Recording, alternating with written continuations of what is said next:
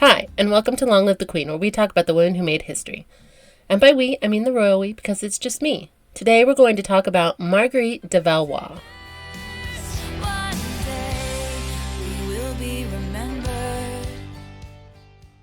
But when her brother Henri returned, he wasn't grateful. He had suspicions at this point that his 15-year-old sister was involved with the 18-year-old Henri de Guise, the naughty boy at court that she said was always misbehaving. She's now 15, he's now 18. And word is out that they have a flirtation going on. Oh, no. And he would have been the cousin of Mary, Queen of Scots, because that's from her de Guise family. Oh, yeah. That makes sense. And she'd known him since they were little. He was a French noble boy. And yeah, he was the naughty one that she said she didn't like as much, which he would have been the right rank for her to potentially marry. And was she involved with him? He was handsome and charming and the most eligible bachelor in Paris. So he's Prince Charming. If you've seen Wicked, he's like Fiyero. He's a good time. Mm. But he was not allowed because he was a Guise. And Margot's mother hated the Guises. Remember when they had that whole rivalry over like who's in charge? It's like, absolutely not. You're not marrying a Guise. They're already too strong. We're not going to make them stronger by giving them a princess. Absolutely not. And France at the time was on the verge of another war of religion. It's just civil wars that popped up here and there. Oh, shit. And it was the Protestants versus the Catholics. The Guises were kind of leading the Catholic faction. They were the most powerful Catholic. They were the most Catholic of all Catholics. The Guises were very, very Catholic. And the Queen Mother was like, no, like we can't, that'll just say we have favorites. Like you can't marry a Guise. Absolutely not. And when Prince Henri brought up his concerns about his sister to his older brother, Charles, and his mother, they were upset. How dare Margot be romantic with the most Catholic-y Catholics in all of France? They were too powerful. Too powerful. The Guises look at you, Marguerite. Yeah, like, the Guises... dancing with the devil. Yep, absolutely. Hanging out with the Catholics. Yep. And her brother's hanging out with the Protestants. This is going to be a train wreck. Thanksgiving will not be pleasant. So the Guises had lost their connection to the royal family when Mary, Queen of Scots' husband, had died of the ear infection. Yeah. But there is thought that the Guises were attempting to seduce the young princess with their handsome nephew in order to get that back. They were like, we can just redo it. He's charming and handsome and 18. He's like a military guy. He was sought after. I mean, I gotta say, like, when you're young and someone's annoying and mischievous, like, you're like, ugh, get your life together. Yeah, but now she's 15. But I can see, and she's at court. As a teenager, at court, that mischievous twinkle, you know? I kind of think there was some looks going on. It plays a whole different story then. Exactly. And Margot got sick, and her mother and brothers visited her while she was sick. But so did the Duke of Guise. He came to visit her when she was sick also. And he was escorted by the rat, her brother, Prince Henri, the one who ratted her out in the first place. He seemed to be encouraging this relationship. It's thought that he was jealous of the Duke of Guise and he was trying to get him in trouble. So he was encouraging the relationship between the young Duke and his sister. And the Duke of Guise started writing love letters to Margot. So he was at least pretending to be interested. We don't know if it was sincere or not, but he was here for it. He was writing love letters. And he was attempting to get them to Margot through one of her ladies. But this lady was working for the rat, her brother. So they were getting passed on to him. And I'm just going to call him the rat because that's what I think he is. Snitches get stitches, you know? Like, I can't believe she's just trying to have a boyfriend. Right. And the rat went with the letters straight to his mother and older brother, King Charles. Ugh. The king and queen mother had stayed up late, working themselves into a frenzy about these letters. They were a little out of control about it. They were mad. And Prince Henry was just like, oh, yeah, well, cool. I'm going to go to bed. Like, he left. He ratted her out, and then he was out. He got them mad. That's all he wanted to do. Because I think he was thinking he was getting the Duke in trouble. Typical sibling move to ever make. Yeah. Wander in and be like, by the by, this is going down. Look at this love letter that I just happened to pay for. Yeah. Have fun with that. Yeah. And I don't know what time of the day they summoned Margot to them, but she was in her nightgown. Although, she had been sick. She was just getting over being sick, so it could have been the middle of the day, but they had stayed up late into the night. I imagine it's super early in the morning. And they called Margot to them, and they beat her viciously. They pulled out chunks of her hair and ripped her nightgown, her brother and her mother. For 45 minutes, this beating went on. At which point, the Queen Mother had calmed down enough to end it and start the cover-up process of her daughter's appearance so that they could keep it a secret. Whoa. Yeah, so maybe for the first time in her whole life, she was finally on her mother's radar, but it was extremely hostile. Had anything like that happened before? Not that we know of. Sort of signs? Although we only know this instance happened because Margot wrote about it in her memoirs.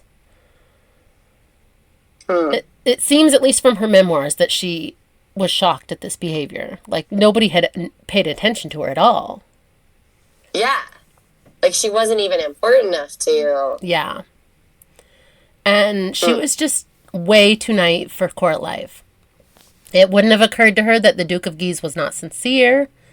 It wouldn't have occurred to her that one of her ladies was being paid off by her brother. She was in the royal nursery until recently. So this was a rude entrance into court life.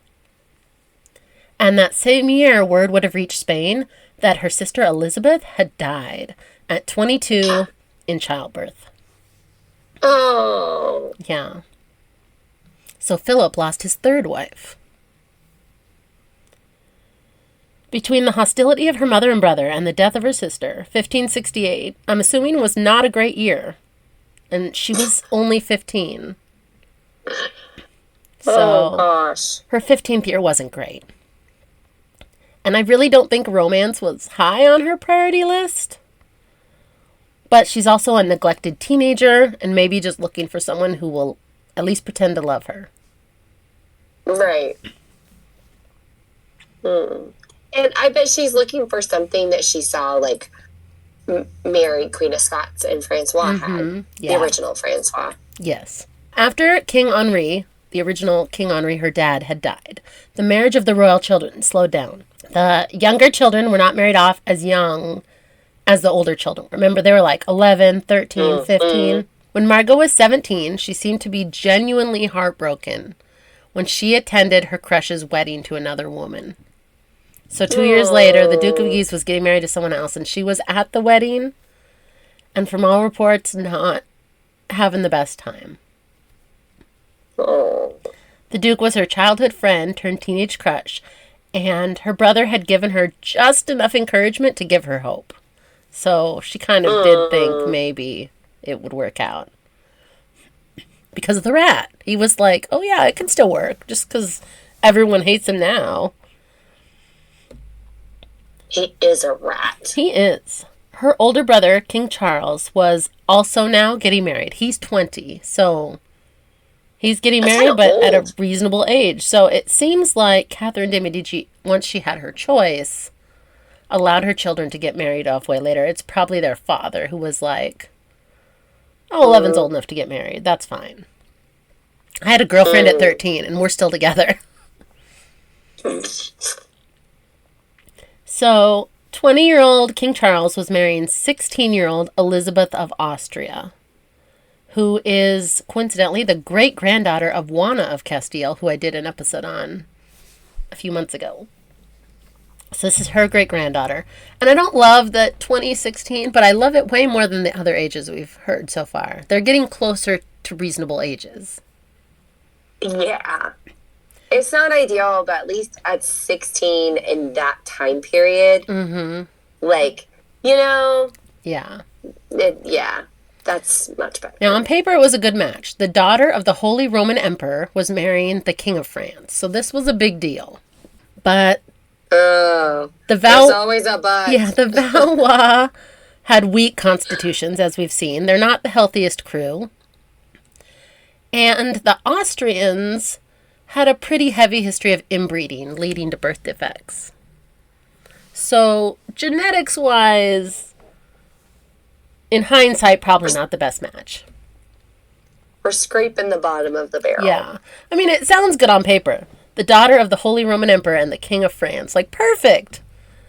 But yeah, it's not the best. They need some new genes in this family.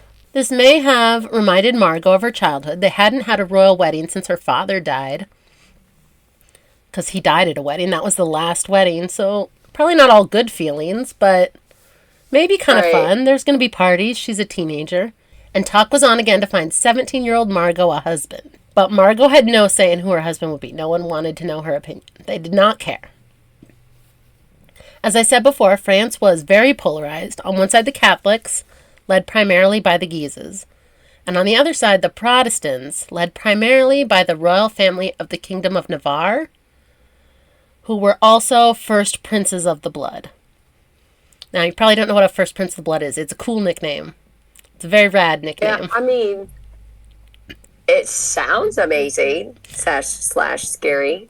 So, I've talked about him in a couple episodes before, but the French monarchy was a boys-only club. Not only did you have to be male to be king, but you had to be descended through an all-male line. So, if your mom was royal, nope, you're out. Because it would have to be an entirely male line. And this was super complicated to keep track of, and they did it with the princes of the blood.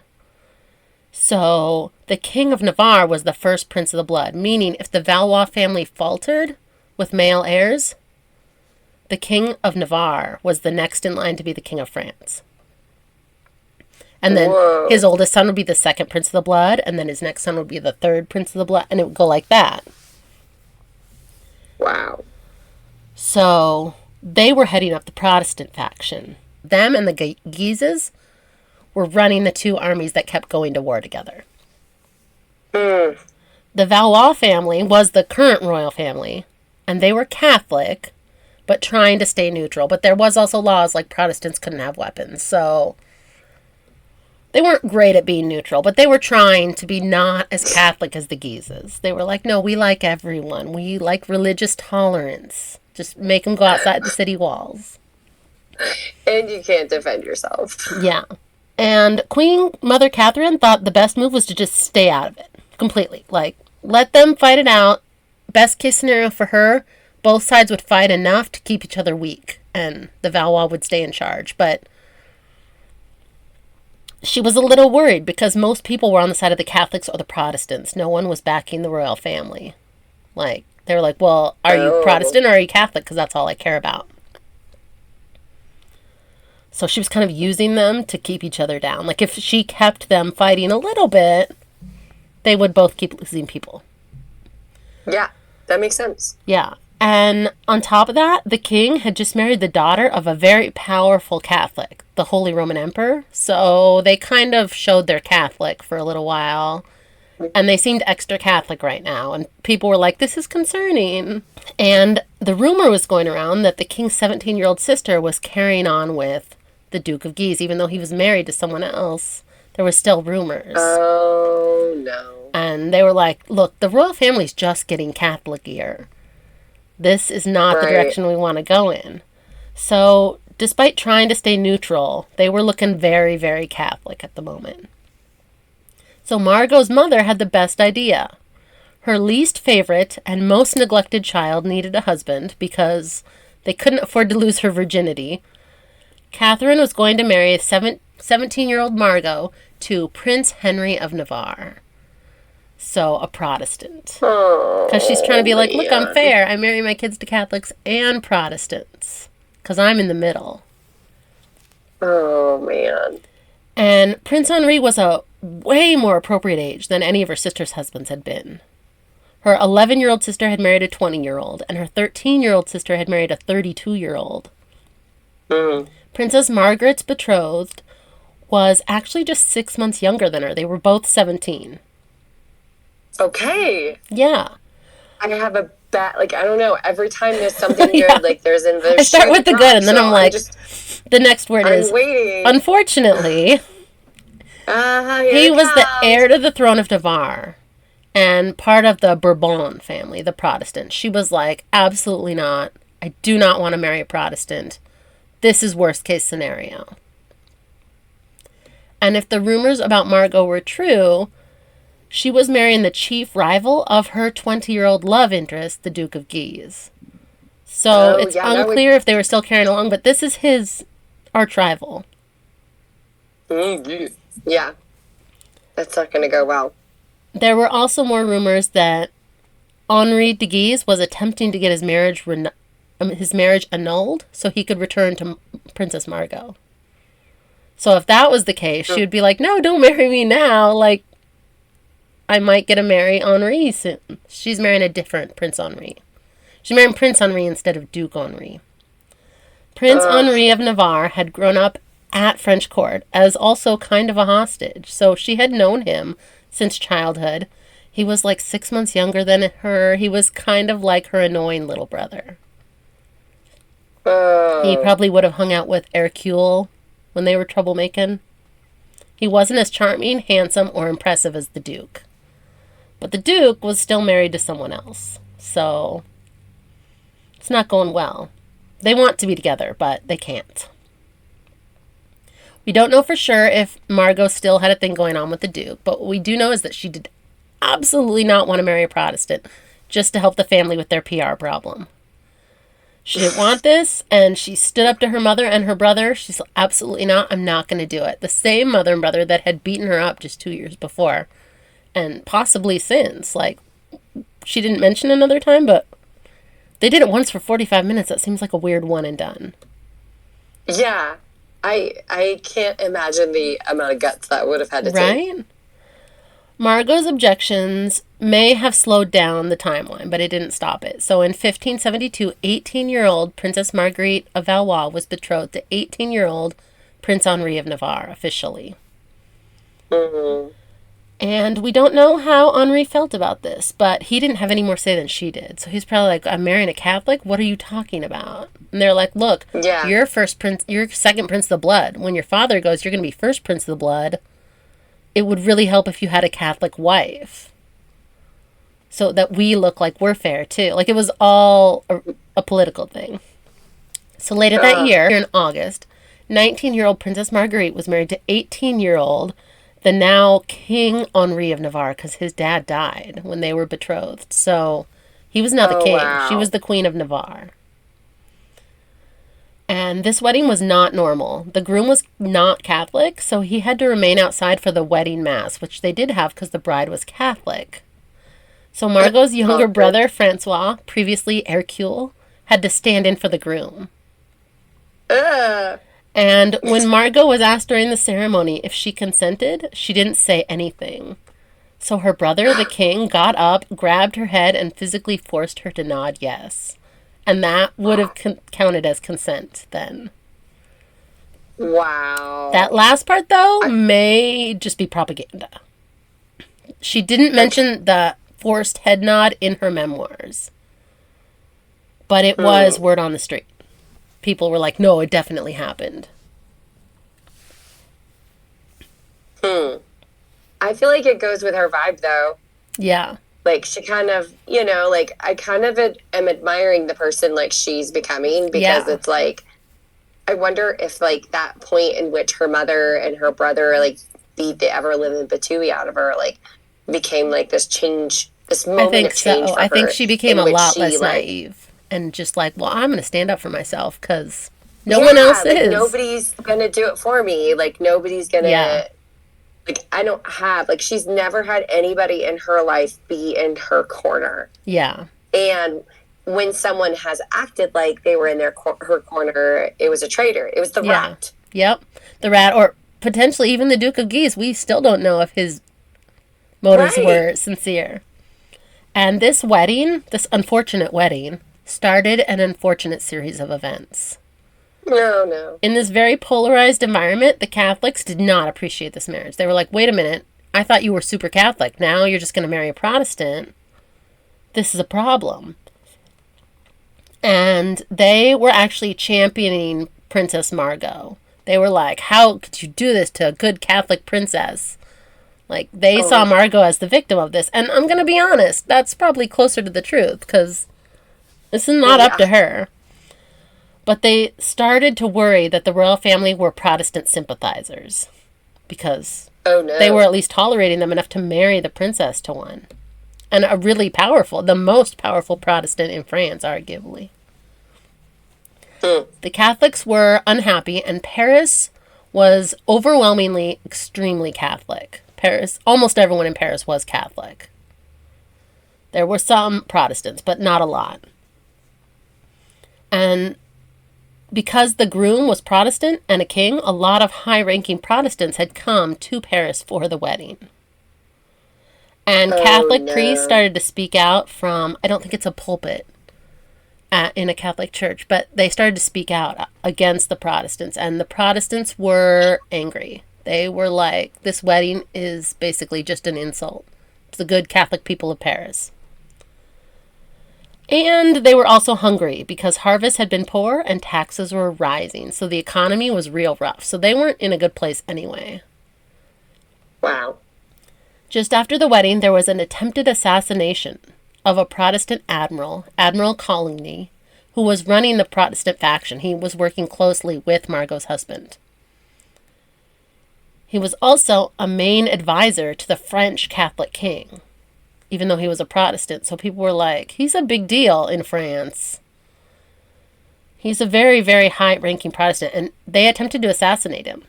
And the gun that shot him was from an attic in a residence owned by the Guise family. So I'm not saying the Guise family did it, but I'm not saying they totally didn't do it.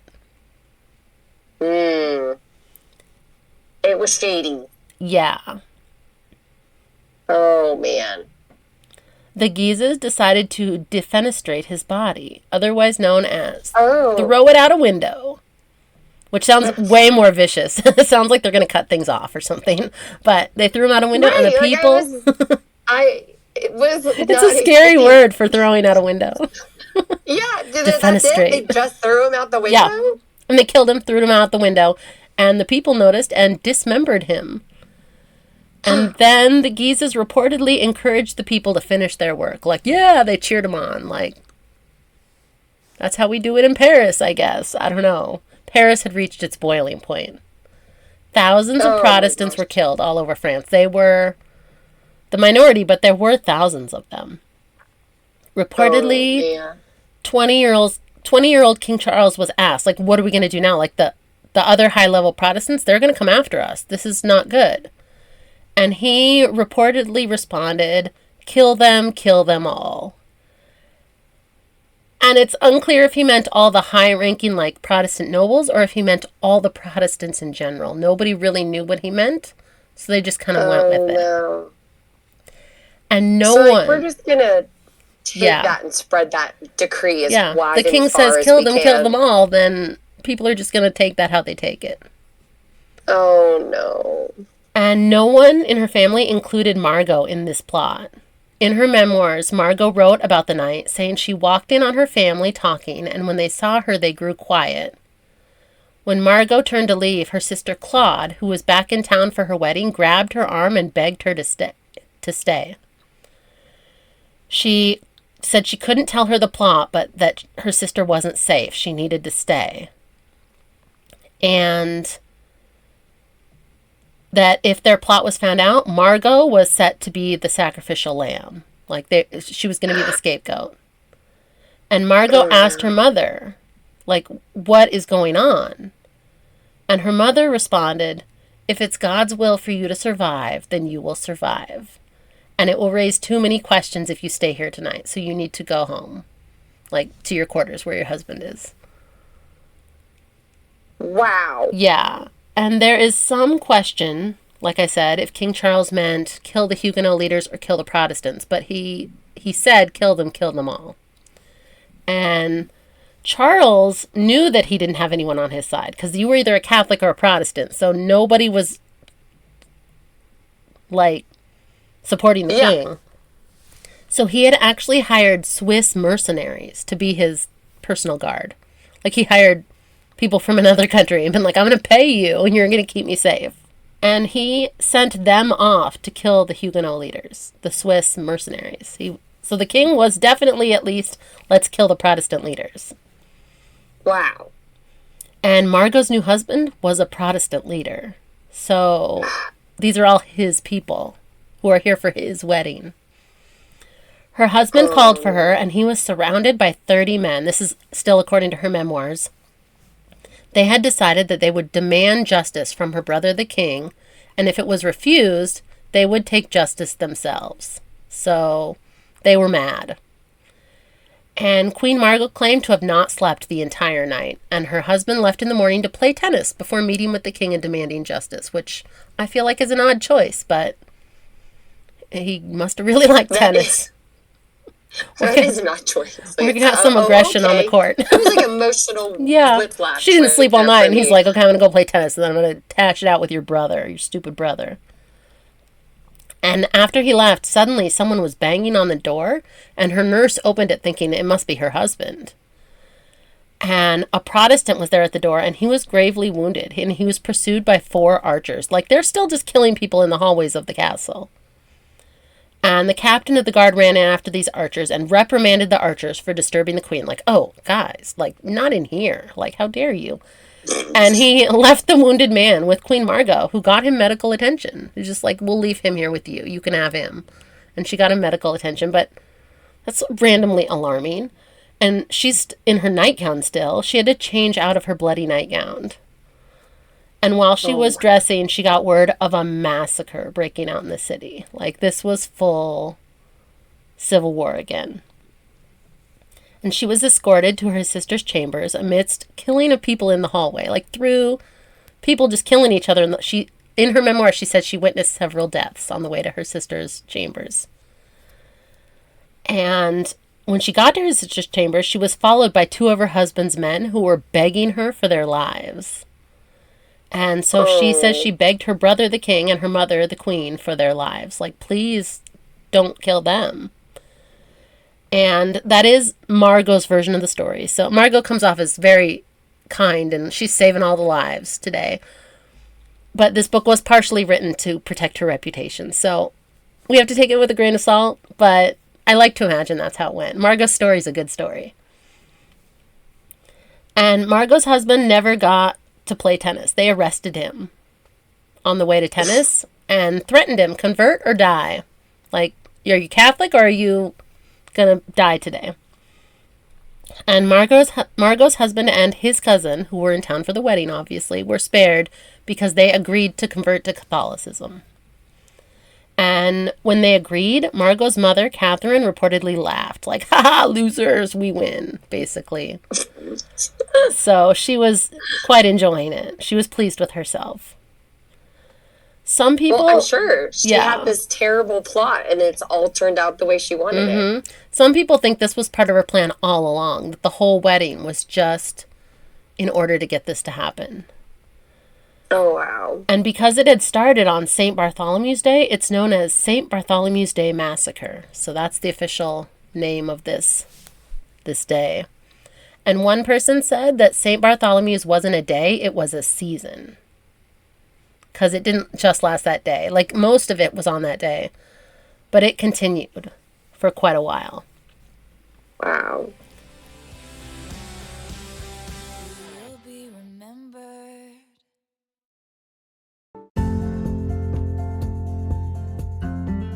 Thanks for listening.